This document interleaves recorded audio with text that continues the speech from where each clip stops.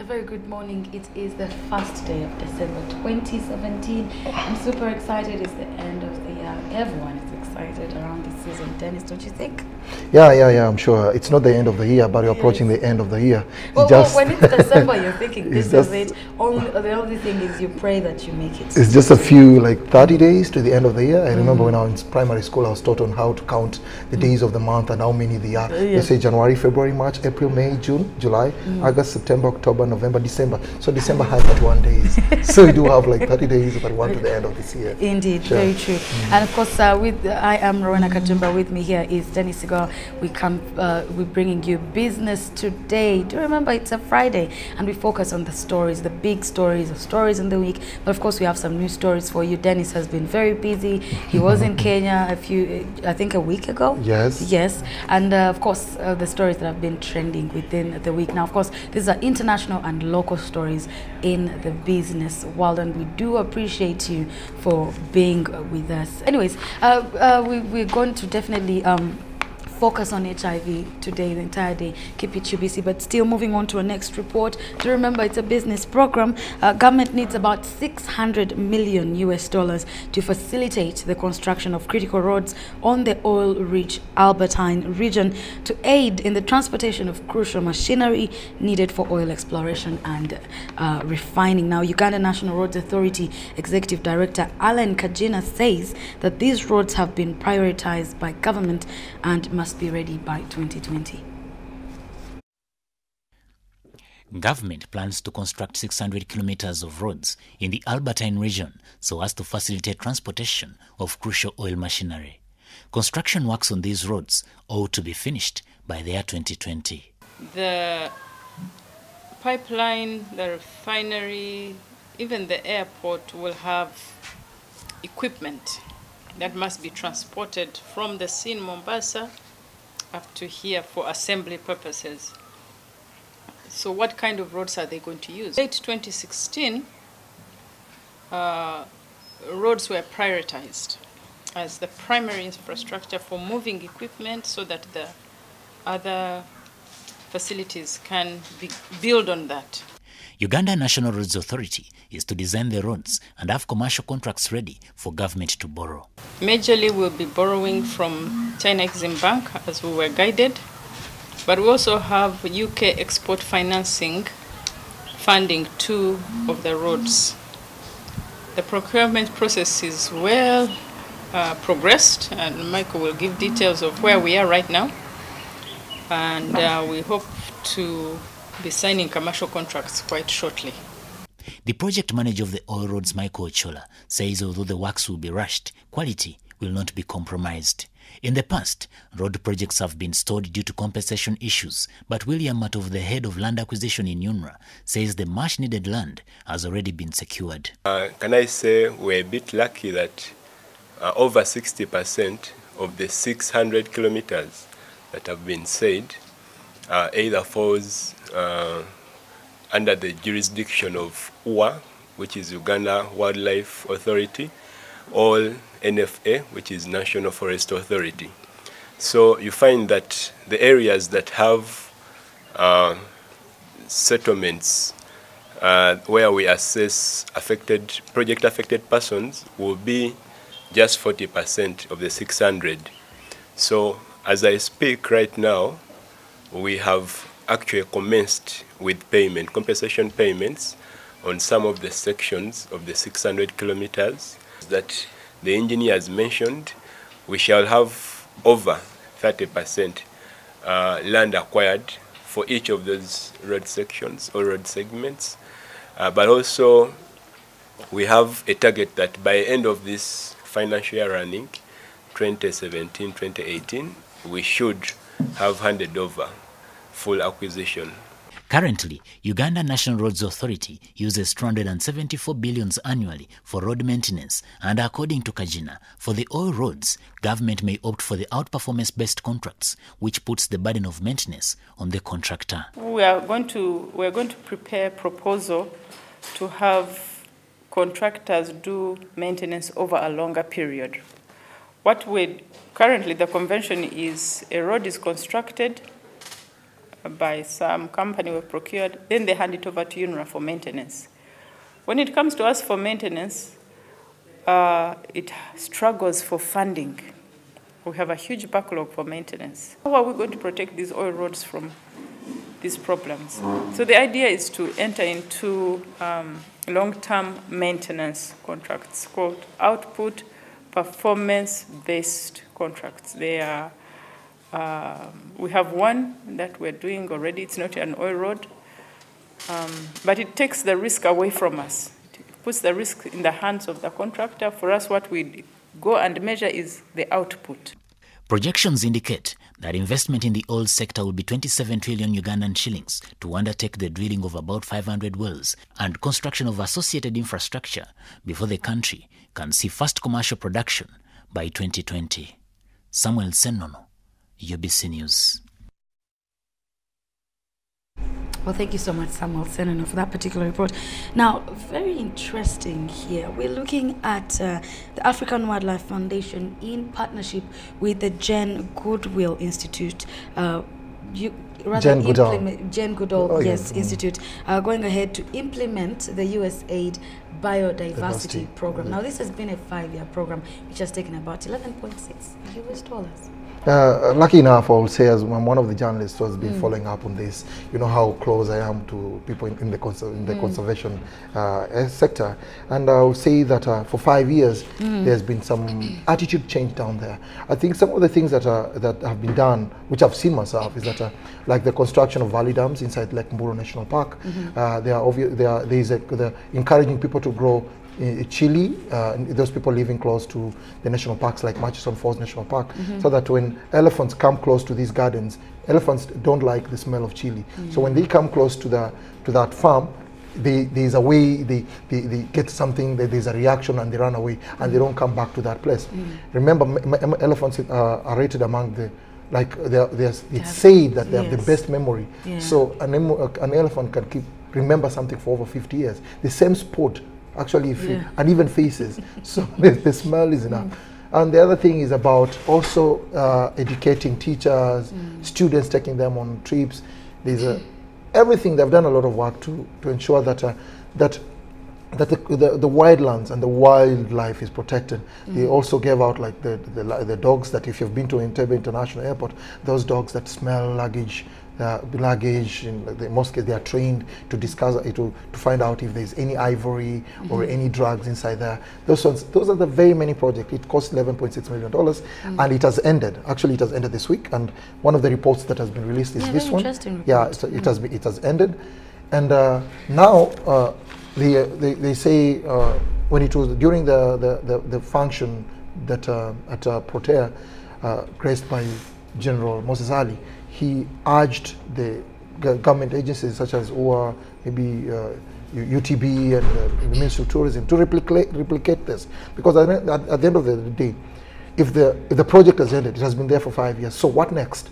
So does it mean that the conservation initiative ends there, or should we also again look at the American government to help us do it? So he says it's high time that as a country we take it upon ourselves to ensure that we go ahead with such a project, ensure that the sensitization go on, ensure that these facilities that have been put up in the last 5 years are maintained, and for the betterment of our economy, and definitely for the betterment of the entire tourism sector. Okay, well, let's just take a look at this story, then we'll be right back. In the last 5 years, $11.6 million has been utilized in the 5-year Uganda biodiversity program. The U.S. ambassador to Uganda, Deborah Malak, says the technical and financial support has helped in achieving a shared vision of a peaceful, prosperous and healthy Uganda. Uganda is certainly one of the finest treasures in Africa for nature lovers. And this beautiful environment should be shared and enjoyed by all. Strong partnerships have been built among Uganda's lead conservation agencies, communities, local governments and the private sector. 5 years down the road, the biodiversity program held for improving livelihoods in addition to addressing the human-wildlife conflict has come to an end. Representing the Prime Minister at the Biodiversity Closeout event, First Deputy Prime Minister General Moses Ali said these gains should not be taken for granted. I would like to direct the Ministries of Tourism, Wildlife and Antiquities and that of Water and Environment to pick from what African Wildlife Foundation and her partners have modeled and dedicate resources and time for education of these activities. The question to ponder on is whether the end of the program signifies the end of U.S. government's involvement in biodiversity conservation in Uganda. Kadu Sebunya, the President African Wildlife Foundation, shed some light on this. What next? AWF is not going anywhere. We've been in this country for more than 50 years. This is just a project ending. We are still in talks with the USAID with some of the ideas and lessons we've done. That's a decision USAID is going to make for further investment. We are still in Kidepo, where we've been working. We are going to build 2 schools. By preserving the natural world around us and while making it beneficial to people, it is believed that Uganda's natural endowments will last for all time. The $11 million USAID-funded biodiversity program has come to a conclusion. In its 5 years of implementation, lessons have been learned and achievements gained, which, if replicated, Uganda's wildlife and wildlands will be conserved for the future generation. Charlotte Amuge for UBC News in Kampala. Well, thank you so much, Charlotte, for that particular report. Now, very interesting, Dennis. Now, when we look at looking at conservation, when we're looking at our wildlife, these are some of the things that oftentimes we talk about and let it go. Yes. You know, you come talk about it and then that's it. Or hold breakfast meetings. You know, that's the most common thing, and then it's done. But again, to see that they had a plan that goes 5 years and try to make sure that this is something they achieve and something that is implemented, well, at least, you know, they feel like maybe they've achieved a percentage of what they wanted to achieve. Yes, from our interaction, they say they have really made the achievements are immense, and they're expecting that that the government will at least now find a way of continuing or replicating the same, which I think it's a good thing, because, like, for example, the case I told you earlier on when we were having our own conversation, it was about what happened in Lake Mburo. You know, Lake Mburo has animals like zebras, and we do have those antelopes and stuff like that. But there was during the dry season, they will cross into the community land and destroy people's crops and stuff like that. So what they did is that they constructed valley dams so that during the rainy season, water collects, you know, onto these valley dams, and when it's dry, these animals will still get water until the rainy season is back, which I thought it was a very good initiative. Yes, and also to teach people certain things, you know, so we have our boundaries between our wildlife and the communities. It's something very, very smart, because you see, most people, like you said earlier on, could be revenging on these animals. They've destroyed their crops, or maybe some of them, of course, they're poachers, but here comes the opportunity. True. You get what I'm saying? Yes. Or maybe they feel like we need to get something to eat or something to sell out there and make some money. So if we identify the boundaries also, and then maybe the communities take advantage, you know, by involving the tourists, you know, we did talk about that community tourism or something of the sort. Maybe that's a smarter way of gaining from the areas around. It's a smarter way of benefiting, don't you think? That is a good thing, because remember, there is what we call, they say, revenge. These revenge attacks. Because, for example, if an elephant has come into your farm and destroyed your property, what people, or your crops, you know what people do? They'll end up probably getting an arrow or a spear and something and attack it. So by sensitizing the people about the benefits of this animal and trying also to get the proactive, having a proactive means of curbing this, like I talked about the issue of chili. So these animals will not come back, and when they don't come, this chili you're growing protects your farm, and also you earn a living from it, because when you harvest this chili, you sell it out there and you make money. So you're making, like, they used to say that you hit 2 birds with 1 stone, but nowadays we don't hit birds, but we conserve them. Well, that is interesting, Dennis. Again, real quickly, we're getting into our next story. Then when we come back, we have a follow-up story, because they are all focusing on Kenya, or rather Mombasa. But first, tourism in Mombasa. I did see this report during the week, and I was I wasn't shocked, but again, I was feeling sorry for the people involved in the business. Of course, most people would go there for the beaches, Yes, white sand, yeah. and you know what I'm saying. You see, the fact is, I think Kenya's tourism industry has been hit hard with this prolonged or whatever the prolonged electioneering period of the season.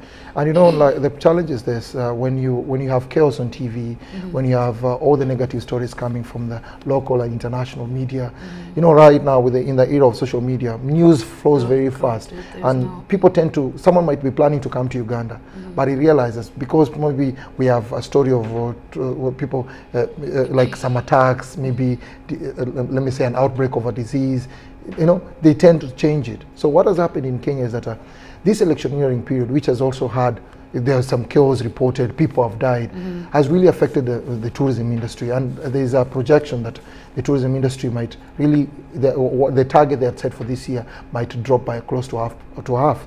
So that tells you what is happening. And this is the time, this is the season. Yeah, yes. And you know, it affects, we might talk about the economy generally, but the livelihoods are affected more. Remember, there, like the case of this, I interacted with some beach boys, they call them beach boys, but they are guides. Those are the guys who move you around Mombasa, to Fort Jesus, to those tourism sites. They will tell you, we are not seeing any foreign tourists here. And some of the locals who come here just come briefly and go their way.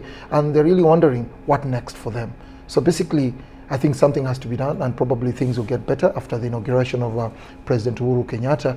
And definitely what they're calling upon the politicians in that both divides is that they should sit down and dialogue and forge a way forward to the benefit of generally the entire economy, which I think was it's a very good thing, coming from people who have really suffered more, or people who have been impacted a lot by the long electioneering period. Indeed. So let's take a look at this particular story, then we'll be back. Welcome to Mombasa, the Kenyan coastal city by the Indian Ocean that never sleeps. Mombasa is ranked among the best and the most popular tourist destinations on the African continent and across the globe. This city is, however, facing one of the toughest seasons due to the prolonged political uncertainty in Kenya. Very few tourists can be seen strolling and basking in the white sandy beaches at a time of the year when the shores are normally full of foreign tourists escaping the winter season in Europe. The election fever is already stretched for more than 10 months, and it is not clear when the tension will ease, laments Juma, a beach boy. Kwa kweli mwaka huu utakuwa mgumu, hata mwaka ulioisha 2016. The same ilikuwa kama hivi. This has been the most difficult year for us in Mombasa. You can imagine this is November, and yet the beach is dry. We don't expect December to be much better. Sio kwamba tu tunaignore Mkenya mwenzetu ama kabila zingine, mgeni aina yoyote, si ni mgeni wetu. Juma and his colleague Johnson earn a living from guiding local and foreign tourists around the coastal city. Their vast knowledge of the marine life and the popular tourism sites is on point. However, without clients, they are redundant and penniless. Tunategemea tourist. If tourist hawatakuja, hata si watu wapomo tunaumia. Hilo ndo lengo letu kubwa. Hatuna kitu kingine. If tourists don't show up, we suffer a lot. We rely on this beach to earn a living. People see us coming to the shores and think that we are making a lot of money. Tunalipa nyumba, hata mtoto form 1 form 4 tunasomesha na bahari. Sasa bahari ikikauka, je, mtoto ataenda shule? Atabaki nyumbani kuzunguka. Juma's prayer is for the politicians to put aside their differences and work towards getting the economy back on track. His appeal comes at a time when the festive season, popular for family vacations, draw closer. Tuna matarajio, we hope. Tuna matarajio baada ya wiki 2-3 tutakuwa na some changes here. We hope so. Kivyangu mimi ningeliomba wao wakai chini. And as a citizen of Kenya and a resident of Mombasa, my plea to the warring parties is that they should sit down and dialogue. By dialoguing, the image of Kenya locally and internationally will improve.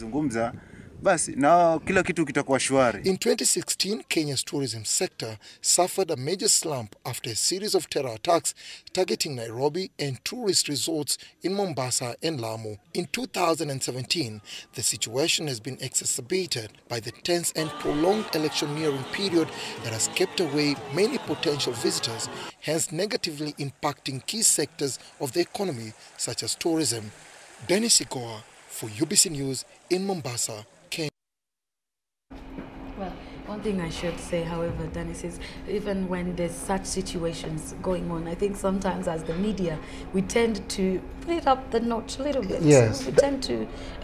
You see, the challenge that in our sector now is Yes. is that negative news sells. Oh yeah, it You does. see, yes, and basing on the fact that yeah, we have a lot of international press around. If you do a good story, take for example about what is happening in Kampala, someone will ask you, so what? Exactly. Basically, but see, the challenge is they're looking for something. Yes, something. And we're giving it to them. We are giving it to them. I think what you've said, Rowena, is very true. Yes. And that takes us back to our journalism classes, where they tell you when a man bites a dog, it's a big story. What about when a dog bites a man? Nothing. So it's common. So I think where we have reached, and by taking for a training we had some time back within Kampala of journalists, they say we should now learn as a journalist to do stories that are like clean, not even clean the image, but promote our countries. Well. Need to, you know, like, okay, fine, that story is a bit negative, but definitely you can see, you know, it's a human interest story whereby someone will see, okay, fine, this story has triggered some thoughts and some